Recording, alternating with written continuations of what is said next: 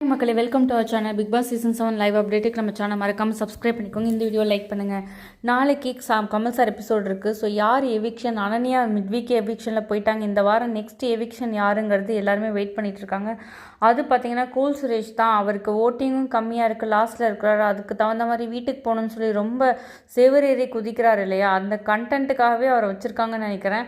So Kamal sir நீங்கள் செவரேறி தான் குதிக்க வேணாம், நீங்களே திறந்து விட்றோம், நீங்களே வெளில போங்கன்னு சொல்லிட்டு அந்த பஞ்ச் டைலாக் சொல்கிறதுக்காகவே அவரை மிட்வீக் எவிக்ஷனில் பண்ணாமல் கமல் சார் திட்டி அனுப்புவார். 4 திட்டு.